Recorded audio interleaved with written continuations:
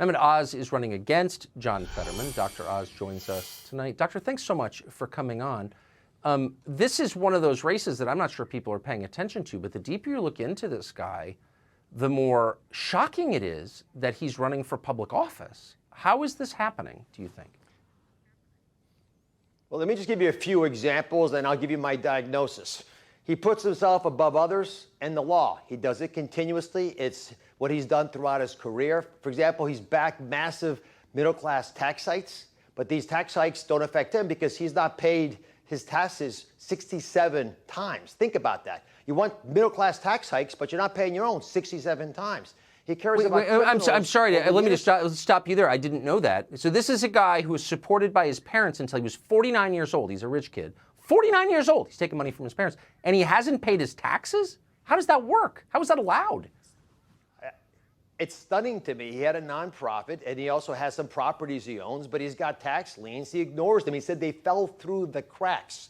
But it gets worse than this. You know, the hypocrisy runs deep. He cares about criminals over the innocent, it seems. You know, 1/3 of all prisoners in Pennsylvania, he says, should be released. He's argued to release convicted murderers serving life sentences, right, over the objections of the families and others on the parole board. Meanwhile, the Philadelphia murder rate is the highest it has ever been. You know, the debates that we've been talking about are important because he's got to be able to defend his radical left positions, but he's been dodging them since July. And the Washington Post just put out an op-ed piece saying, I think, what everyone should be arguing, which is for democracy to survive, you've got to have debates. You've got to answer questions. And so he's got to agree, they argue, for multiple debates starting immediately to prove his ability to serve. And here's what I think is happening to the diagnosis. I think liberals are trying to bury the truth. They have poured money into Pennsylvania, manufacturing a candidate. And if you're worried about that, go to droz.com and help me out, because what they're trying to do is hide what's really going on, to manufacture somebody that seems appealing, but way outside the boundaries of the values of Pennsylvania. And is cognitively impaired. I mean, I'm not being mean, but it's not, you know, I'm not mocking the guy for having a stroke, but we're all going to have to live under him if he makes it to the Senate. We know what happens when you elect someone who's cognitively impaired. We're living under it now. This guy, am I understanding this right? He wants to boot the debate until after all the early voting has basically been conducted. Is that his plan?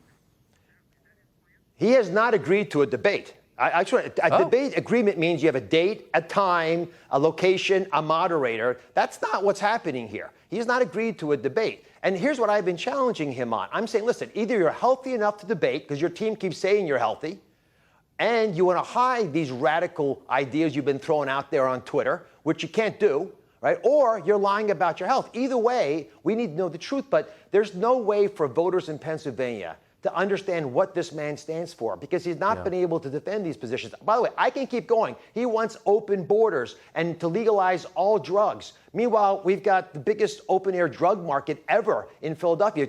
Swaths of the city consumed by zombies with needles hanging out of their bodies. The highest fentanyl death rates ever in Philadelphia. And Pennsylvania is number 3 in the country for fentanyl deaths. People are crying to me wherever I go. And speaking of going, I campaign a lot. I've been to 200 places around Pennsylvania over the summer. John Fetterman, to my knowledge, maybe half a dozen, spoken for a total of 25 minutes or so. I mean, he just hasn't answered questions from the media, from the voters, or from me. So it's not just a debate. He's got to get out and start defending himself, and he's not doing it. He's hiding. It's another decadent rich kid pushing crime and drugs and refusing to defend his positions. This is not democracy, and I appreciate your calling it out. Dr. Oz, thank you very much for joining us tonight. Subscribe to the Fox News YouTube channel to catch our nightly opens, stories that are changing the world and changing your life. From Tucker Carlson Tonight.